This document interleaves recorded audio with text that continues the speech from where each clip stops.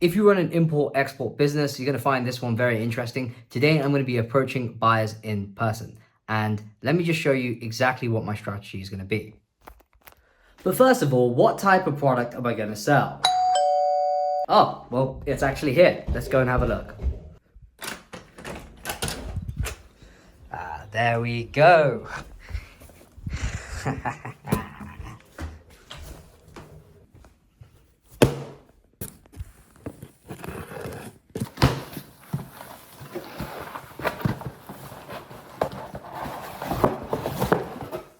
Great, we have our product. So the product I'm trying to find buyers for is this special CBD juice. I've been told by my supplier based in South Africa that the product abides by all the laws legally to sell in the UK, and he's told me he's shipped to other similar countries before. Okay, so this is all good and well, but what is my plan? So my plan is pretty simple. My supplier has arranged that I can buy the product at £3.50 per unit from him, and my price would essentially be £4. Now, just so you know, I'm not actually selling the product in this example. I'm actually just a broker. And I hate being a broker, but the reason why I'm doing it is because I don't know everything about the import-export operations, and I'm just doing it for the simplicity of this video.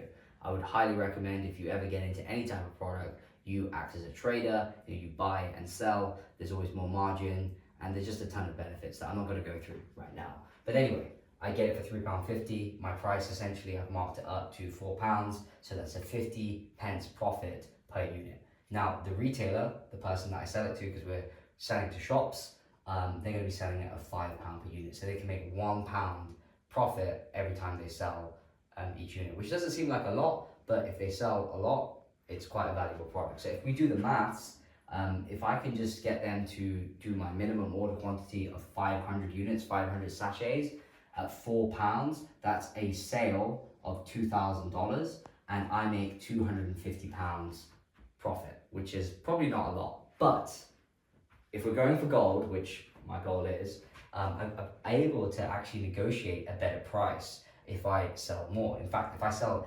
10 boxes which have 500 units in it, I can get a lower price of £2.50 per unit, and I can add my markup, my 50 pence markup, and essentially I can go for gold and get £2,500 in profit, which is pretty exciting. Okay, so it's all good and well that I know my margins and everything, that's great, but who am I actually going to sell to? Well, I have a bit of a punt here, which is I'm selling CBD juice. So I've noticed, especially in my city, there's been a lot of new retailers, new stores that sell to consumers that essentially sell vapes. You've probably seen a lot of them, and love them or hate them, it seems to be taking off quite a lot here in the UK. So my goal is essentially to approach these stores and first of all try and sell to them. I know they're very small stores, so they probably might not take a lot, but also to ask them essentially where do they buy their products, because typically these retailers usually buy from a wholesaler. And really, if I'm an exporter and I'm exporting it from, for example, South Africa, I want to find large wholesalers rather than these small fish. Now, the downside of wholesalers is essentially that they will ask for a lower price, it will reduce my margin, but because they buy more, I will make still a good amount of profit.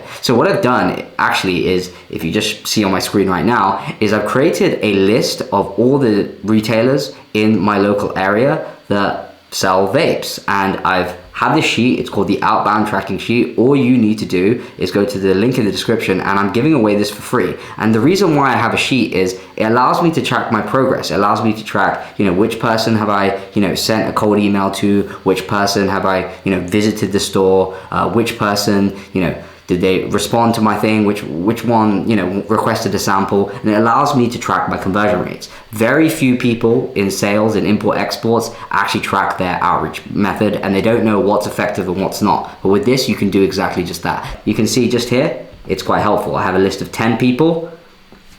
I'm gonna go approach them now. Let's go.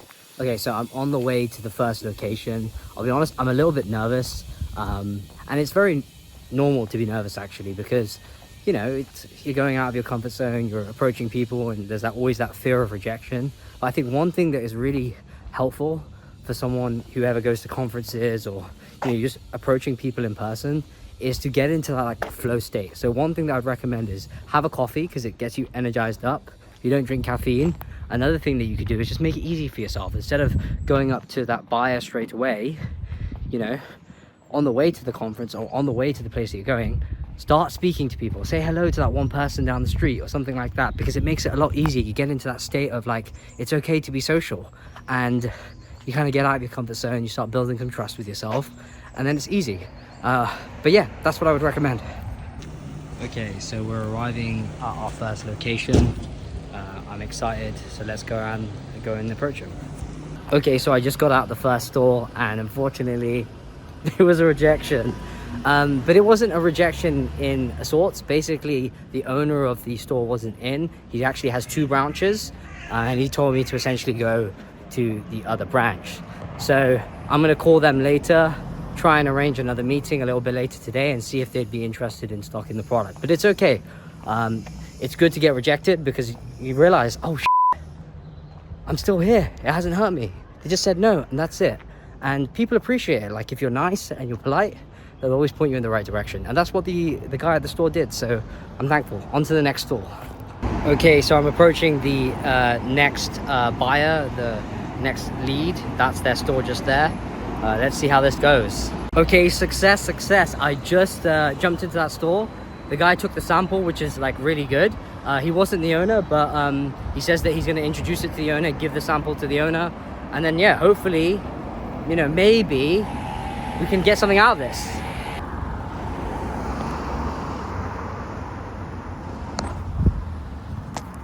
Okay, another huge success. So I went into the store, the guy was really friendly, we got on really well, and he took a couple of samples. And the great thing is, his store was a bit too small for our minimum order quantity, but he gave the juice a test and he loved it. He absolutely loved it, which is amazing, because, you know, as soon as they love the product, they kind of sell themselves, right? So while he wasn't you know, big enough to make an order, he did introduce us to someone who would be interested in ordering it, a big wholesaler.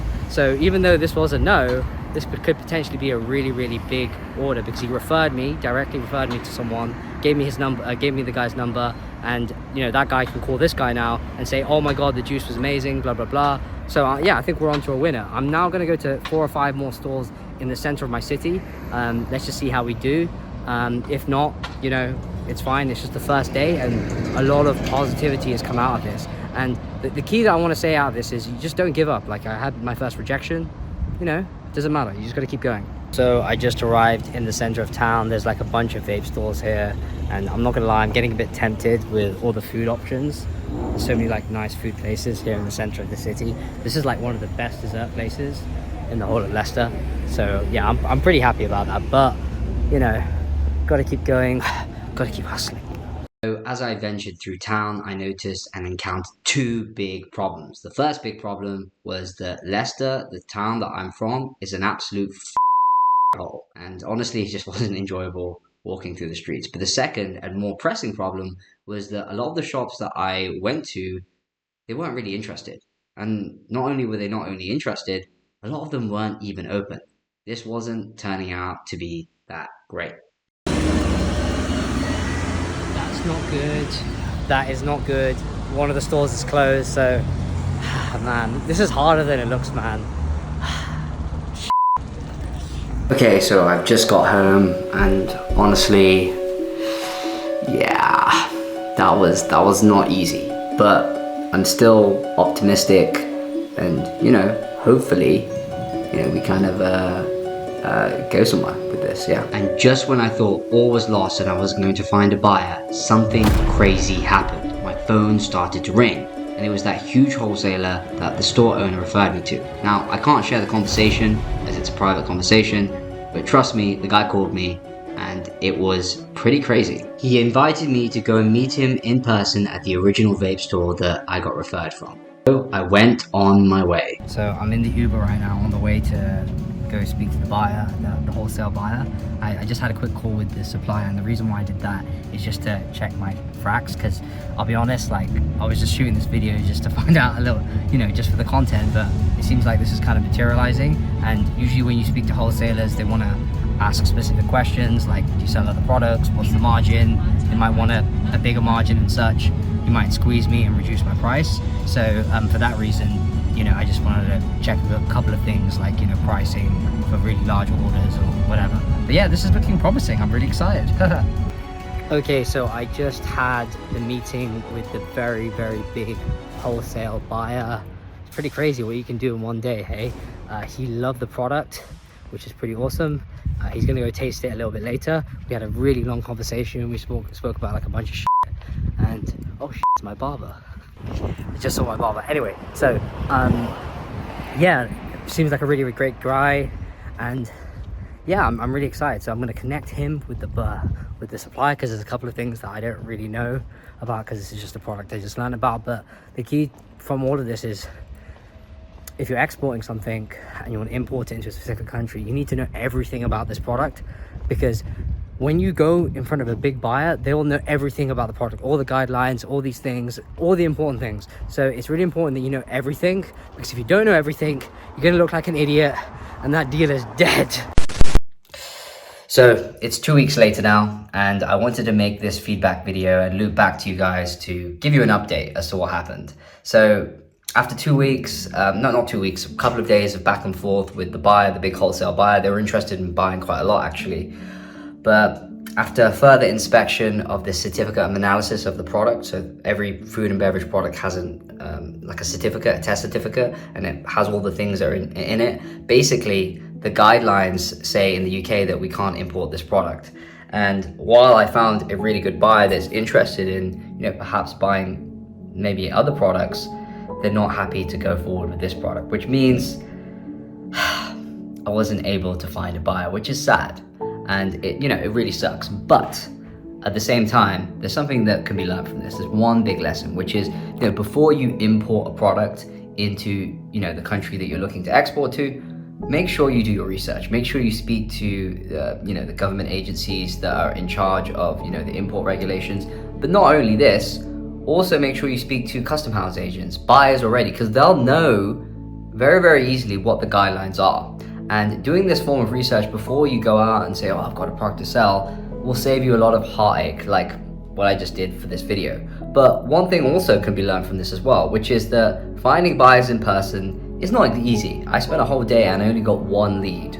And while that lead could have been quite big, I think it could have been a lot easier if I just used a more digital way of getting leads. And I actually have a method for you. So if you just check out this video here, I go through a method where you can find buyers on demand for any type of product. If it's been imported or exported before, you can check it out. So watch that video right there. Thank you very much for watching. I'll see you soon. Goodbye.